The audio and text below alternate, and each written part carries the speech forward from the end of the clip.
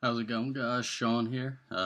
Today we're going to talk about the amp tank made by Cisco and Hanna, maker of the HH. Um, just showed up today. Been using it, more the first impressions because I can't really say, only been using it for about a few hours now. So, first thing we're going to talk about is the fit and finish. Got a shitty quality camera, so not really going to show you too much, but very nice. I got it in the clear anodized that they offer. This is the 3 mil. I did buy the kit, so it comes with a 5 mil for a long barrel. Also, an extender, so you can use a regular 510 atty in the longer tank. First off, this thing works fucking awesome.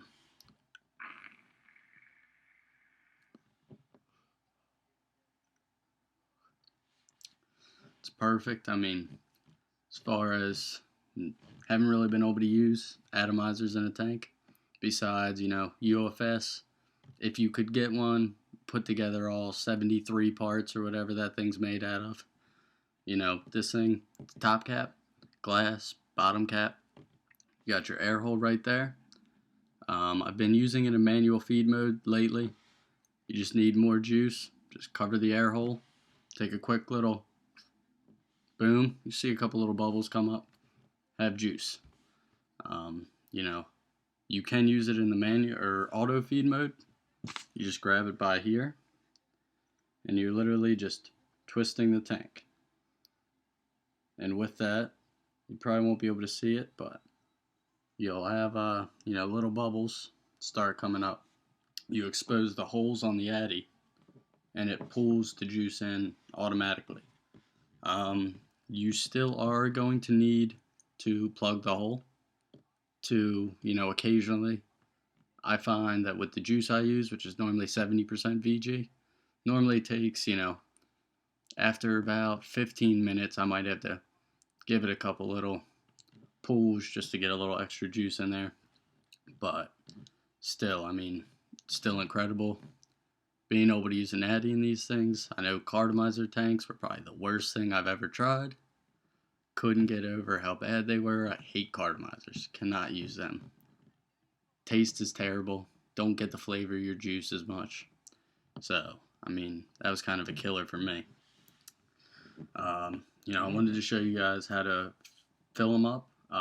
Russ did a video. I'll link you down below. His showed probably the best close-up on how to fill it, but you just unscrew it from your mouth. Holding the base, you're going to turn it upside down. And you're just going to unscrew it from the actual addy. When that happens, pull the top cap off, put that down. Let me get my bottle of juice here. Got a little DUI I make. Throw this. And then just do it up. I like to do it to where the threads start. I know you can put it a little higher if you want, if you're going out, need a little bit of extra juice. Throw the cap back on, and then you just thread it back down. Once you get it threaded, it'll be, set back up. Addy will probably be flush if you want to, just back it out a little bit. You just twist the bottom, just get the addy back, and boom, you're full of juice, ready to go out. I like both modes, auto and manual. Being, a dripper for so long, manual mode's a little bit easier for me to guess. The auto mode, if I'm at home, I like it. When I was driving around today, I liked it in manual mode just because if I was going to be leaving it on its side or anything. I haven't had it leak, but I didn't want it to leak in my car just to make sure.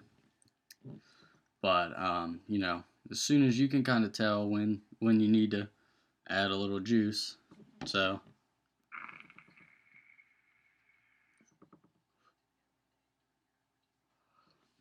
Of course, I mean, I can't get it to run dry right now, but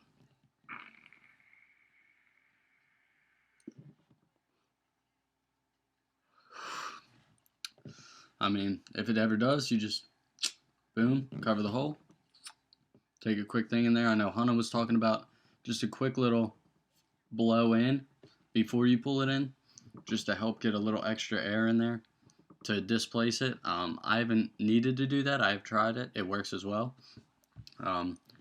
As far as, I haven't got a dry hit yet with it. I know when the flavor starts to drop off that I need to add a little bit more. So it's a little bit easier that way. I mean, at least for me.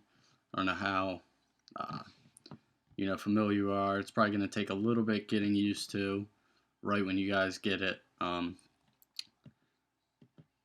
It's pretty much self-explanatory. Once you do get it, it's not going to, it's like riding a bike. You'll get it. But, the next thing I kind of wanted to talk about was the price of it. I know a lot of people say, oh, $120, it's too much. All right, understandable.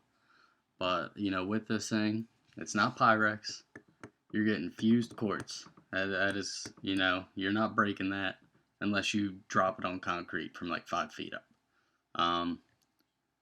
Anodized aluminum, it's built right. Like when you hold this thing, the caps, they just slide in like butter, but they're sturdy. It's not, it's not rattling around. It's not doing anything like that. It's not gonna slip off.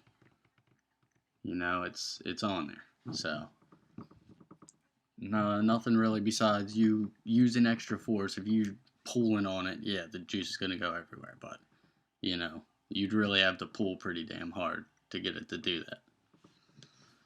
The under $20, is it well spent? I think so. If it works like this, it's I can spend $120 to not have to carry this around and sit there at a traffic light and drop in there. Hope that the light doesn't turn green before you're done. It's worth it for me.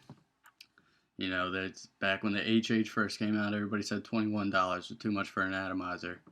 Now, people that, they've used it, they love it because it's worth it. Quality product, you get what you pay for. It's as simple as that.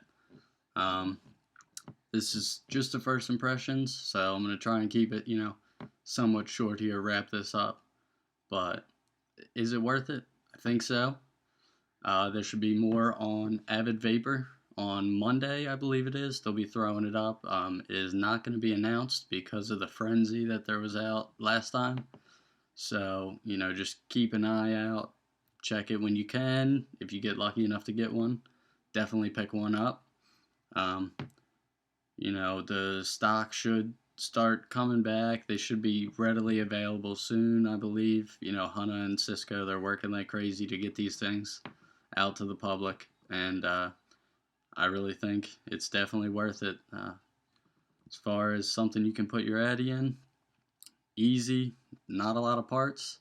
There's really nothing out there, and this thing, it's changing the game for sure. So that's it for me, and talk to you guys later.